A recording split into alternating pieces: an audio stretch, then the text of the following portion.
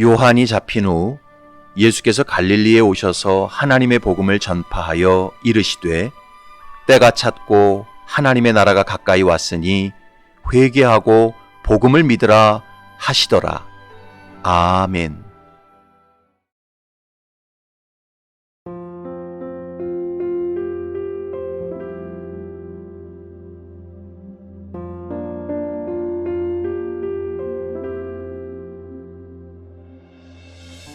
배가 난파되어서 무인도에서 생활하는 사람에게 가장 간절한 소망은 무엇일까요?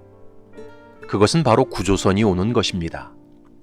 구조선이 와서 비참한 자신의 무인도 생활을 끝내주는 것이 가장 간절한 소망일 수밖에 없습니다. 그런데 죄로 타락한 인간의 처지도 꼭 그와 같습니다. 구약 성경을 보면 죄로 타락한 인간에게는 소망이 없고 구원도 없고 생명도 없습니다. 온갖 죄악의 열매를 맺어내면서 살아있는 지옥을 경험합니다. 해 아래 사는 인간에게는 참된 메시아, 참된 그리스도가 없습니다. 이것이 바로 구약 성경이 전하는 메시지입니다. 그래서 하나님께서는 많은 선지자를 통해 참된 메시아, 참된 구원자가 오실 것을 계속 예고하셨지요. 이사야 11장을 보면 그날에 이새의 뿌리에서 한 싹이 나서 만민의 기치로 설 것이요 열방이 그에게로 돌아오리니 그가 거한 곳이 영화로우리라. 미가서 5장을 보면 베들레헴 에브라다야 너는 유다 족속 중에 작을지라도 이스라엘을 다스릴 자가 네게서 내게로 나올 것이라. 그의 근본은 상고에 영원에 있느니라. 스가랴 9장에서도 말씀합니다. 시온에 따라 크게 기뻐할지어다. 예루살렘에 따라 즐거이 부를지어다. 보라 내 왕이 내게 임하시나니 그는 공의로우시며 구원을 베푸시며 겸손하여서 나귀를 타시나니 나귀의 작은 것 곧 나귀 새끼니라. 이런 약속의 말씀처럼 때가 찬 시간 예수 그리스도께서 이 땅에 오셔서 하나님의 나라가 시작되었습니다.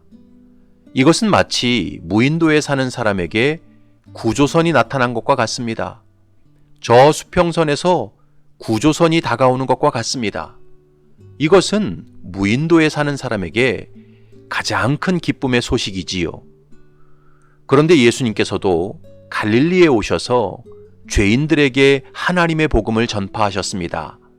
15절을 보면 이르시되 때가 찼고 하나님의 나라가 가까이 왔으니 회개하고 복음을 믿으라 하시더라.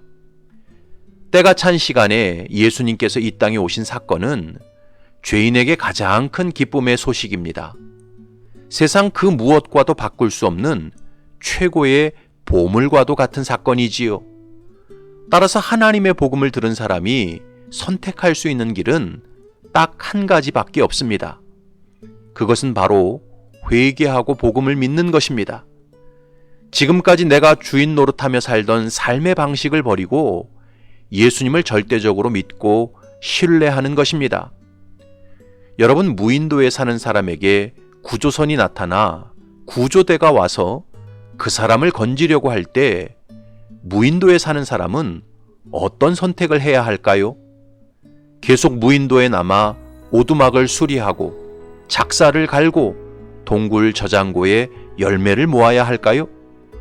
지금 구조대가 와서 당신이 살던 본향으로 가자고 하는데 계속 무인도의 생활과 세간을 염려해야 할까요? 말도 안 되는 소리입니다. 구조선이 나타나 구조대가 왔으면 뒤도 돌아보지 말고 무인도 생활을 청산해야 합니다. 그 어떤 미련도 갖지 말고 기쁘게 구조선에 올라타야 합니다. 마찬가지로 죄인에게 하나님의 복음이 다가왔을 때는 전적으로 회개하고 복음을 믿어야 합니다. 여러분, 하나님의 아들 예수 그리스도께서 저와 여러분을 구원하시기 위해 인간의 몸을 입고 이 땅에 오셔서 십자가를 통해 구원의 사다리를 내려주셨습니다. 그러면서 주님은 육신을 따라 죄의 종노릇하던 지옥 백성의 삶을 청산하고 이제 나와 함께 하나님 나라로 돌아가자 말씀하시면서 손을 내미셨습니다. 그러면 이 위대한 하나님의 복음을 들은 죄인은 어떤 선택을 해야 합니까? 두말하면 잔소리입니다. 단호하게 옛 생활을 청산해야 합니다. 육신을 따르고 세상 가치관을 따르던 삶을 뒤도 돌아보지 말아야 합니다. 그리고 예수님의 손을 온전히 붙잡고 예수님만 믿고 예수님께만 순종하며 살아야 합니다. 회개하고 옛 생활을 청산하고 복음 그 자체이신 예수님을 믿어야 합니다. 그럴 때 하나님의 복음이 진정 내 안에서 역사하고 우리의 모든 죄가 사해집니다. 성령께서 우리를 새로운 피조물로 변화시키시고 영원한 구원에 이르게 하십니다. 이것이 바로 예수님께서 하나님의 복음 앞에서 회개하고 복음을 믿으라고 말씀하신 이유였습니다. 특별히 헬라어 원문 성경을 보면 회개하고 복음을 믿으라는 말씀이 메타노에이테 카이 피스튜에테 엔토 유앙겔리오라고 되어 있습니다. 회개하라와 믿으라는 동사가 명령형 현재 시제로 되어 있습니다. 여러분, 헬라어에서 명령형 현재 시제는 일회적인 행동을 촉구하는 의미가 아니라 계속적인 행동을 촉구하는 의미입니다. 그러니까 하나님의 복음을 들은 죄인, 예수 그리스도의 구원으로 초대받은 죄인은 한 번 회개하고 한 번 복음을 믿는 것이 아니라 날마다 순간마다 반복적으로 회개하고 지속적으로 복음을 믿어야 한다는 뜻입니다. 그래서 내가 주인 노릇하고 세상 백성처럼 살던 삶의 방식을 계속 벗어버리고 예수 그리스도를 나의 온전한 주인으로 모시고 천국 백성의 모습으로 계속 변화되어야 한다는 뜻입니다. 그러므로 진정으로 예수 믿고 하나님의 자녀가 되는 삶이란 한 번 영접 기도했다고 되는 게 아닙니다. 한 번 교회에 나와서 등록했다고 끝나는 게 아닙니다. 목사, 장로, 권사가 되었다고 완성되는 게 아닙니다. 옛날 복음성가의 가사처럼 세상 등지고 십자가 보내, 세상 등지고 십자가 보내, 뒤돌아서지 않겠네. 날마다 순간마다 회개하는 삶을 사는 것입니다.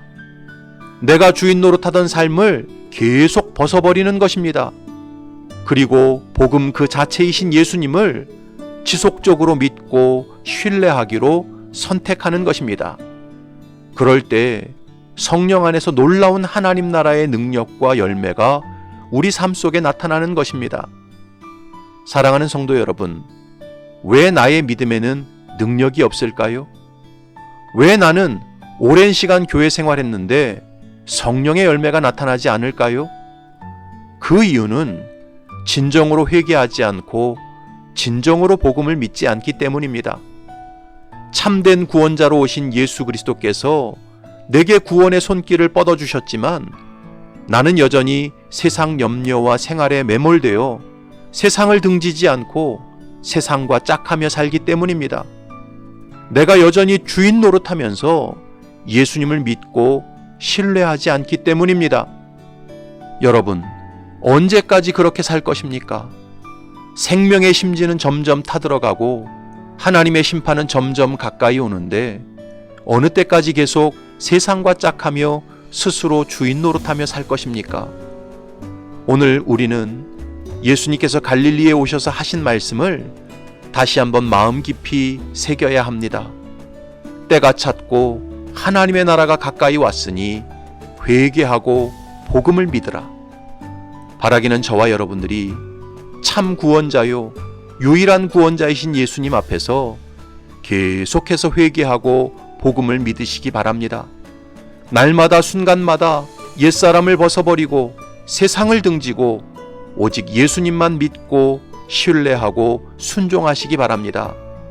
그래서 하나님의 복음에 온전히 참여하고 이 땅에서부터 하나님 나라의 백성으로 열매 맺는 삶을 사시기를 주님의 이름으로 축복합니다.